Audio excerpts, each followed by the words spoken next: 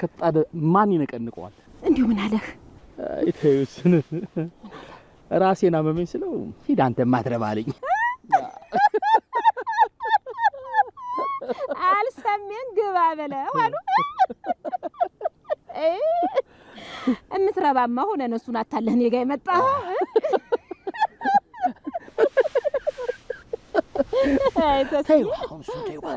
እሱ እዛ በረሃው ሲገባ ቤቴን ይሸጥና ከተማ ቤት ገዝቼ አውረን እንኖራለን። አፌ ቁርጥ ይበል እንደው እውነት በሆነልኝ እንደው እሱን ሰውዬ እንደው በምን ቀን እንዳገኘሁት እንደው ፈጣሪ በምን ቀን ከሱ ጋር እንዳገናኘኝ አላውቅም። እንዴ ብርቅ አይደለች እንዴች? ገና ጉር ነው።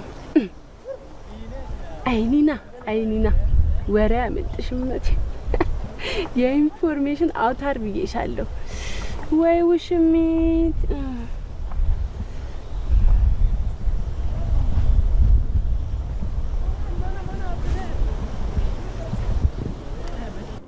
ጧትና ማታ እኮ ነው እንደ ቡና ሙቀጫ እኮ ነው የሚደልቀኝ።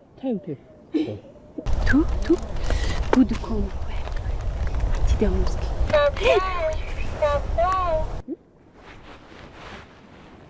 ማን ነው? አይ እንደፈራሁት ነው። በቃ ታይተናል ማለት ነው እንግዲህ። ኧረ እሱ እንደሆነ አይመጣም እዚህ እንደ አንዴ እዛ ከተጣደቁ ወይኔ አስከሬ ላይ ዘመድ ግን ላይ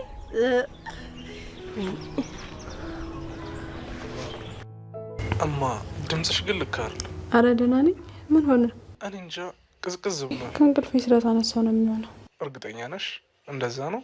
አዎ እንደዛ ካልሆነ ምን ሊሆን ይችላል? ድንገት የኔ ናፍቆት እንዳይሆን። ያንተ ናፍቆትም አይደለም ድምጼን ብዙ ነገር የቀየረው። የኔ እናት እኔም እኮ በጣም ናፍቀሽኛል። እኔ ግን በዚህ ከቀጠለ እመጣለሁ። የት? እኔ ያለሁበት ነው? አዎ። እንዴማ እዚህ እኮ አይመችም፣ በጣም ሞቃታማ ነው። እንዴ ለምን ሲኦል አይሆንም? አንተ ካልመጣህ እኔ እመጣለሁ። የምሬን ፍቅር በጣም ደስ አለኝ። ምን ሆነ ደስ ያለ? እንዴ ሚስቴን በዚህ ልክ ስለናፈኳት ነው። አንተ አልናፈኩም እንዴ? ቀላል ናፍ ሰላም ውድ ቤተሰቦቼ እንደምን አላችሁ? በያላችሁበት ሰላምና ጤና ፍቅርና ደስታ ብዝት ይበልላችሁ።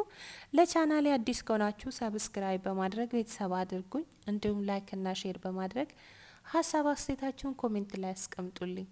ውድ ቤተሰቦቼ የዛሬው ቪዲዮ የጽናት ክፍል 163ኛ ነው። እንግዲህ ቪዲዮን እስከ መጨረሻ በመከታተል ሀሳብ አስተያየታችሁን ኮሜንት ላይ አስቀምጡልኝ። ምሩ ወደ ናሆም ደውላ ነበረ። ናሆምም ስልክ አንስቶ በጣም ናፍቀሽኛል ሲላት ነበረ። እሷም እንግዲህ አሁን ካልመጣ እኔ አንተ ወዳለህበት እመጣለሁ ትለዋለች። እሱም እኔ ያለሁበት ቦታ ላንቺ የሚስማማ አይነት ቦታ አይደለም፣ በጣም ይሞቃል ይላታል። አንተ ካለህበት ሲኦልም ቢሆን እኔ መምጣቴ አይቀርም ትላለች ምሩ። ሰኒና የናሆም አባት ተገናኝቶ ነበረ። ሰኒና የናሆም አባት ሲገናኙ የናሆም አባት አንድ ነገር አሳስቦኛል ይላል። ታዲያ የሚስቴና የጽዮን እዛ ቤት መመላለስ ለምን እንደሆነ ባላውቅም ግን ደግሞ በዛ ልክ ሲጠሏት የነበረው ምሩን እንዴት በዚች አጭር ጊዜ እንደዚህ ሊቀርቧት ቻሉ በማለትም እንግዲህ ሰኒ ሲጠይቃት ነበረ። ሰኒም ይሄ ነገር ለሷም ግልጽ እንዳልሆነላትና ነገር ግን ምንም ነገር እንደማይፈጠር ተስፋ አደርጋለሁ ብላ ነበረ መልስ የሰጠችው።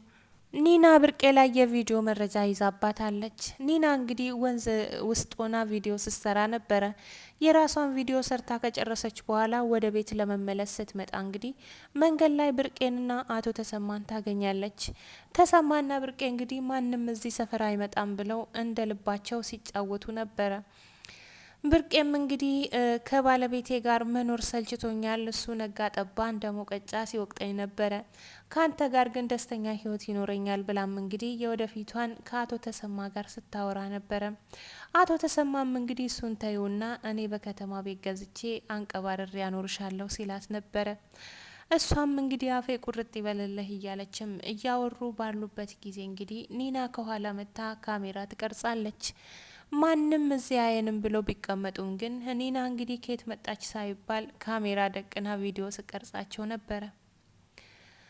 ምሩ የነጽዮን እዛ ቤት መመላለስ በጣም አሳሳቢ ጉዳይ ቢሆንባትም ግን ለምን እንደሚሄዱና ምን ፈልገው እንደመጡ ምንም ልትገምት አልቻለችም። ምሩ እንግዲህ ለምን እንደሚመጡ ባታውቅም ግን ጽዮንን አንድ ጥያቄ ጠይቃታለች። ከእንግዲህ በኋላ ምንም አይነት ችግር እንደማይፈጠር ተስፋ አደርጋለሁ በማለትም እንግዲህ ጽዮንም እሷን ለማገዝ ወደዛ ቤት እንደምትመጣና ምንም አይነት ክፉ ነገር እንዳላሰበች ስትናገር ነበረ። ነገር ግን ወደ አለምዬ ጋር ስትመለስ ከአለምዬ ጋር የሚያወሩት ሌላ ነገር ነው።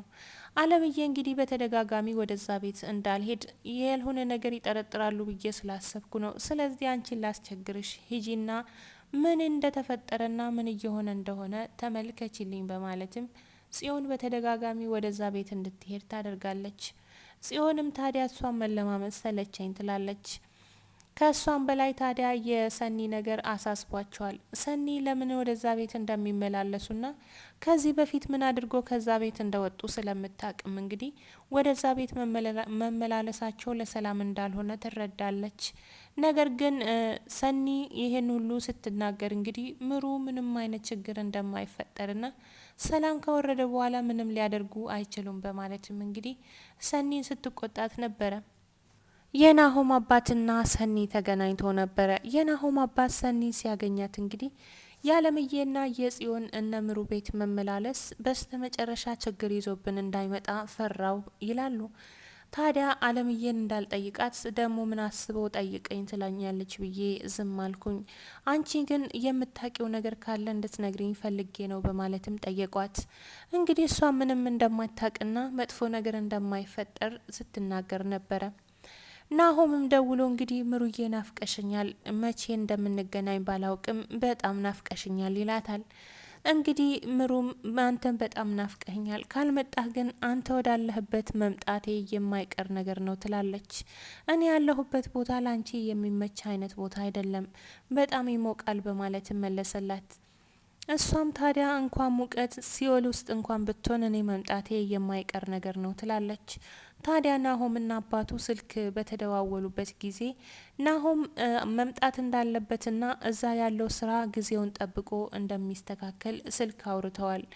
ናሆምም እንግዲህ እመጣለሁ፣ ነገር ግን ለምሩ መናገር የለብንም፣ ሰርፕራይዝ ላደርጋት ፈልጋለሁ በማለትም እንግዲህ ሳይነግራት ሊመጣ እንዳሰበ ከአባቱ ጋር ስልክ ሲያወራ ነበረ።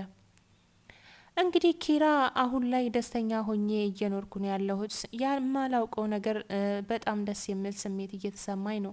ከተማ ባለሁበት ጊዜ የጎደለኝ የመሰለኝ ነገር ሁሉ እዚህ ክፍለ ሀገር ስመጣ ሞልቶ እየታየኝ ነው ይላል። ጽዮን እንግዲህ ተንኮሏን ይዛ በተደጋጋሚ ወደ እነምሩ ቤት መመላለሷን አላቋረጠችም። ነገር ግን ናሆም ሲመጣ ይሄ መመላለሷ እንደዚህ ይዘልቃል ወይ ነው። ናሆም እንግዲህ ጽዮንም ሆነች እናቱ በምሩ ላይ ምንም አይነት ነገር እንዲያደርሱ ስለማይፈልግ ወደዛ ቤት ሲመጡ በተደጋጋሚ ምሩን እንዳይናገሯት ያስጠነቅቃቸው ነበረ። አሁን ግን እሱ የለም በማለትም እንግዲህ ወደዚህ ቤት እግር አብዝተዋል። እንዲሁም አለምዬ እኔ እንዳልሄድ ለምን በተደጋጋሚ መጣሽ ይሉኛል ብዬ ፈራው።